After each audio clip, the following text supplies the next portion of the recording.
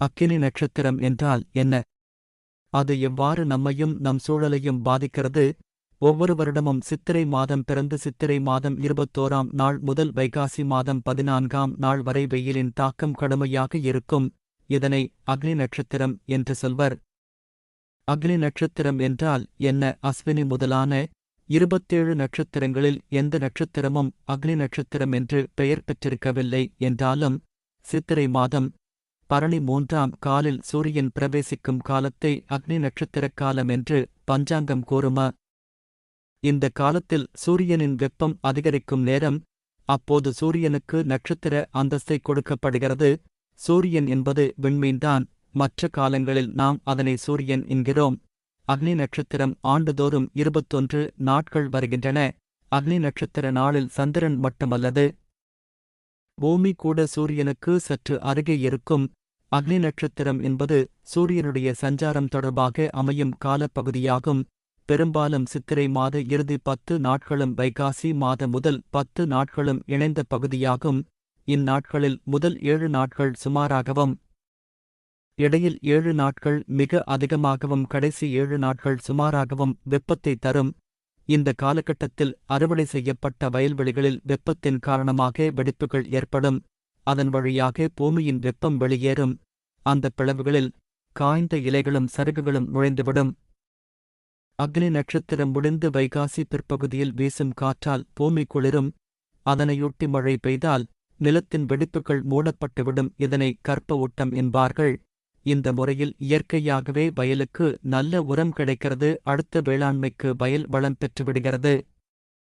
பொதுவாக சூரியன் ராசி மண்டலத்தில் சஞ்சரிக்கும் பாதையில் முதல் 4 மாதங்கள் பூமிக்கு அருகில் இருந்தவாறு பயணப்படும்.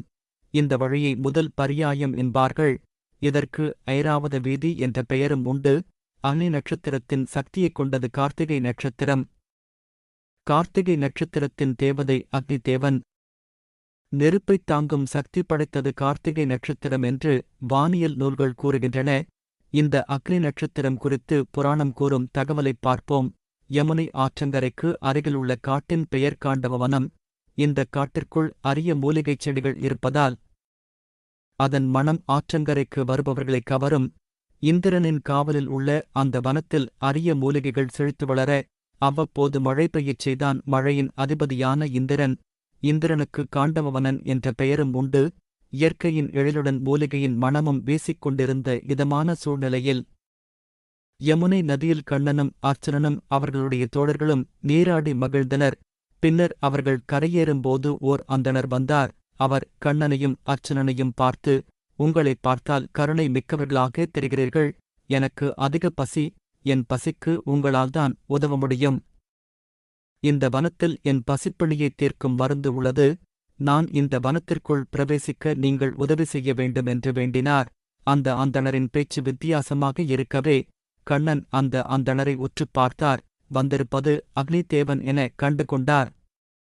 அக்னிதேவனே, ஏன் இந்த வேடம்? நேரிடையாகவே எங்களிடம் உங்கள் பசிப்பிணிக்கு உணவு கேட்கலாமே என்று கண்ணன் சொன்னதும் தன் வேடத்தைக் கலைத்தார் அக்னிதேவன். உலகில் வாழும் உயிர்களுக்கெல்லாம் படியிழக்கும் பரமாத்மாவே, தங்களுக்குத் தெரியாதது ஒன்றுமில்லை. சுவேதசி என்ற மன்னனுக்காக துர்வாச முனிவர் 100 ஆண்டுகள் தொடர்ந்து யாகம் ஒன்றை நடத்தினார். யாகத்தின் விளைவால் அதிகப்படியான நெய்யை உட்கொள்ளும் நிலைக்கு நான் ஆளானேன். அதனால் மந்த நோய் என்னை தாக்கிவிட்டது. அந்த மந்த நோய் நீங்குவதற்குத் தகுந்த மூலிகைச் செடிகள் இந்த வனத்தில் நிறைந்துள்ளன. இங்குள்ள அரிய மூலிகைகளை நான் கபளீகரம் செய்தால் என் பிணி தீரும் என்றான். அதற்கு எங்கள் தயவை ஏன் நாடுகிறீர்கள் என்றான் அர்ச்சுனன். நான் இந்த வனத்திற்குள் பிரவேசிக்க முயற்சிக்கும் பொழுதெல்லாம் இந்திரன் மழை பெய்ய மேகங்களுக்கு உத்தரவிட்டு என் தீ நாக்குகளை அணைத்து என் முயற்சியை தடுத்துவிடுகிறான் என்றான். கண்ணன் அர்ச்சுனனைப் பார்த்து சிரித்தார். காண்டவ வனத்தை அழைத்தே அங்கே இந்திரப்பிரஸ்தம் கட்ட வேண்டுமென நினைத்துக் கொண்டிருந்தனர் பாண்டவர்கள். ஆனால் காண்டவ வனத்தை அழிப்பது எவ்வாறு என்று திகைத்த வேளையில் இது நடந்தது.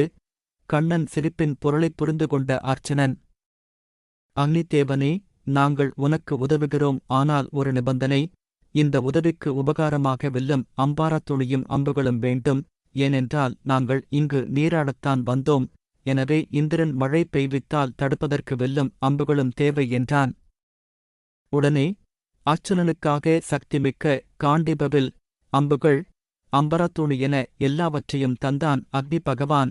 அப்பொழுது கண்ணன், அக்னிதேவனே, உன் பிணியைத் தீர்த்துக் கொள்வதற்காக 21 நாட்கள் மட்டும் இந்தக் காட்டிற்குள் பிரவேசிக்கலாம். அந்தச் சமயத்தில் இந்திரன் மழை பொழியாமல் பார்த்துக் கொள்கிறோம் என்றார். அக்னிதேவன் வனத்திற்குள் பிரவேசித்து வனத்தை எரிக்கத் தொடங்கினான். இதைக் கண்ட இந்திரன் மழை பெய்விக்க காளமேகத்திற்கு உத்தரவிட்டான். மேகங்கள் கூட்டம் கூட்டமாக வானில் வருவதைக் கண்ட கண்ணன் அர்ச்சுனனைப் பார்க்க, அர்ச்சுனன் அந்த வனத்தில் மழை பொழியாமலிருக்க சரக்கூடு ஒன்றை தன்னிடம் உள்ள அம்புகளால் கட்டித் தடுத்தான். அக்னி பகவான் முதல் 7 நாட்கள் பூமியின் கீழ்ப்பகுதியை உண்டார். அந்த சமயம் வெப்பம் மெதுவாகப் பரவத் தொடங்கியது. அடுத்த 7 நாட்கள் வளர்ந்திருந்த அடர்காட்டை உட்கொண்டார். அந்த நேரத்தில் வெப்பம் கடுமையாகப் பரவி சுடத் தொடங்கியது. இறுதியாக 7 நாட்கள் பாறைகளை விழுங்கியதால் வெப்பத்தின் தாக்கம் குறைந்து முழுமையாகத் தாழ்ந்து இளம் வெயில் மட்டும் வரத் தொடங்கியது. இப்படியாக அக்னி பகவான் காண்டவ வனத்தை விழுங்கிய 21 நாட்கள்தான் அக்னி நட்சத்திர நாட்கள் என்று சொல்லப்படுகின்றன. கத்திரி வெயில் என்று சொல்லப்படுகின்ற இந்த வெயில் 21 நாட்களிலும் 3 வகையாகப் பரவும். முதல் 7 தினங்களில் மெதுவாக அதன் தாக்கம் ஏறுமுகமாக இருக்கும். அடுத்த 7 தினங்கள் அதிக அளவில் தெரியும். கடைசி 7 தினங்களில் படிப்படியாகக் குறையும் என்பதை நாம் அனுபவித்து உணரலாம். கோடைக்காலத்தின் உச்சகட்டமான நேரங்கள்தான் அக்னி நட்சத்திரம் என்ற கத்திரி வெயில். சூரியனின் ஆதிக்கம் பொதுவாக சித்திரை, வைகாசி மாதங்களில் பூமியானது சூரியனுக்கு அருகே செல்வதால் வெப்பம் கடுமையாக இருக்கிறது. ஜோதிட ரீதியில் காணும்போது உத்தராயண புண்ணிய காலத்தில் சூரியன் தெற்கிலிருந்து வடக்கு நோக்கிச் செல்கிறார். இதன்படி தை 1ஆம் நாள் முதல் தன் வடக்கு திசைப் பயணத்தைத் தொடங்குவார். சித்திரை 1ஆம் தேதி அவர் பூமிக்கு நெருக்கமாக இருப்பார். ஆனி மாதக் கடைசியில் அவர் வடகோடி எல்லையை அடைந்து விடுகிறார். வெயிலின் கடுமை அதிகமாக இருப்பதால் இதை கத்திரி வெயில் என்று குறிப்பிட்டார்கள். ஒவ்வொரு ஆண்டும் அக்னி நட்சத்திரம் சித்திரை மாதம் 21ஆம் நாள் தொடங்கி வைகாசி 14ஆம் நாள் முடிவடைகிறது. அக்னி நட்சத்திரத்தில் என்ன செய்யலாம், என்ன செய்யக்கூடாது என நமது தமிழர்களைப் பொறுத்தவரை பழங்காலத்திலிருந்தே மாதங்களை பயன்படுத்தி வருகின்றனர் என்பதை சங்க இலக்கியங்கள் மூலம் அறியலாம். தமிழ் மாதங்கள் மொத்தம் 12 ஆகும். பண்டைய தமிழர்கள் 2 வகையாக மாதங்களை குறித்து வந்துள்ளார்கள். பூமிக்கு சார்பாக சூரியனின் இயக்கத்தை வைத்தும் பூமிக்கு சார்பாக சந்திரனின் இயக்கத்தை வைத்தும் மாதங்களை கணக்கிட்டார்கள். அவையாவன சூரிய மாதம் என்றும் சந்திர மாதம் என்றும் வழங்கப்படுகிறது. தமிழ் மாதங்களில் முதலாமானவள் என்ற சிறப்பை பெற்றவள் சித்திரை தாய். சூரியனின் ஒளிதான் நம் அனைவரையும் வாழ வைத்துக் கொண்டிருக்கிறது. அதே நேரத்தில் அளவுக்கு மிஞ்சினால் அமிர்தமும் நஞ்சு என்பதன்படி சூரியனின் அதிர்ச்ச காலமான அக்னி நட்சத்திரத்தில் சில சுபகாரியங்கள் எதுவும் செய்யக்கூடாது என்பார்கள். ஆனால் சில சுபசெல்களை நடத்தலாம் என்கின்றன நட்சத்திரங்கள்.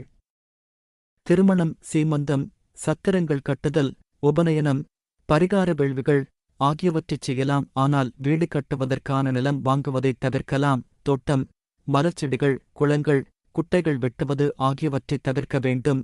மரங்களை வெட்டுதல், நார் உரித்து கயிறு செய்தல், அடுக்கு மாடிக் குடியிருப்புகள் உருவாக்குதல் ஆகியவை வேண்டாம். அக்னி நட்சத்திரத்துக்கு முன்னர் தொடங்கிய பணிகளை இக்காலகட்டத்தில் செய்யலாம். புதிய வாகனங்கள் பயிற்சி, குருவிடம் தீட்சை ஆகியவற்றை இக்காலகட்டத்தில் செய்ய வேண்டாம். திருமஞ்சன வழிபாடு கிராமப்புறங்களில் முன் 7 பின் 7 நாட்களில் மக்கள் தங்கள் பணிகளை நிறுத்திவிட்டு இறைவனுக்கு திருமஞ்சனம் செய்து இறை வழிபாட்டில் ஈடுபடுவார்கள். சிவ, விஷ்ணு ஆலயங்களில் இந்த 21 நாட்களும் பல்வேறு திருமஞ்சன நிகழ்ச்சிகளை நடத்துகிறார்கள். இந்தக் காலகட்டத்தில் அம்மன் சந்நிதானத்தில் வசந்த நவராத்திரி உற்சவம் என்று 9 தினங்களுக்கு கொண்டாடுவார்கள். சிவாலயங்களில் சிவலிங்கத்தின் மேல் மண்பானை ஒன்றை உரிபோல் கட்டிவிட்டு அதில் வெட்டிவேர் போன்ற வாசனை திரவியங்களைப் போட்டு அதன் அடியில் சிறு துளை இட்டு நீர்விடும் கலசமாகத் தொங்க விடுவார்கள். அந்தப் பானைக்குள் பச்சிலை, ஜடாமஞ்சி, வெட்டிவேர், விளாமிச்சி வேர், பச்சைக்கற்பூரம், பன்னீர், மஞ்சள் தூள், ஏலக்காய், கடுக்காய், ஜாதிக்காய் ஆகியவற்றைச் சிறிதளவு கலந்து போட்டு நீர் வெண்ணிறம் மாறாமல் இடுவார்கள். அக்னி நட்சத்திர நாட்களில் பல்வேறு அபிஷேகங்களை செய்வார்கள். விஷ்ணு ஆலயங்களில் ரா 10 பகல் 10 உற்சவங்கள் நடைபெறும். அக்னி வழிபாடு அக்னி தேவனுக்கு 7 நாக்குகள் இருப்பதால் 7 தினங்கள் முறையான வழிபாடு செய்யலாம். இந்த தினங்களில் அக்னி தேவனின் கோலத்தைப் பூஜையறையில் செங்காபியால் வரைந்து வாசனை மலர்களால் பூஜை செய்து தீபம் ஏற்றி வைத்து ஞாயிறு பாயசம், திங்கள் பால், செவ்வாய் தயிர் மற்றும் வாழைப்பழம், புதன் தேன், வெண்ணெய், வியாழன் சர்க்கரை மற்றும் நெய், வெள்ளை சர்க்கரை பானகம், சனி பசு நெய் மற்றும் தயிர் அன்னம் என்ற வரிசையில் படைத்து அக்னி தேவனை தியானம் செய்து வழிபட வேண்டும்.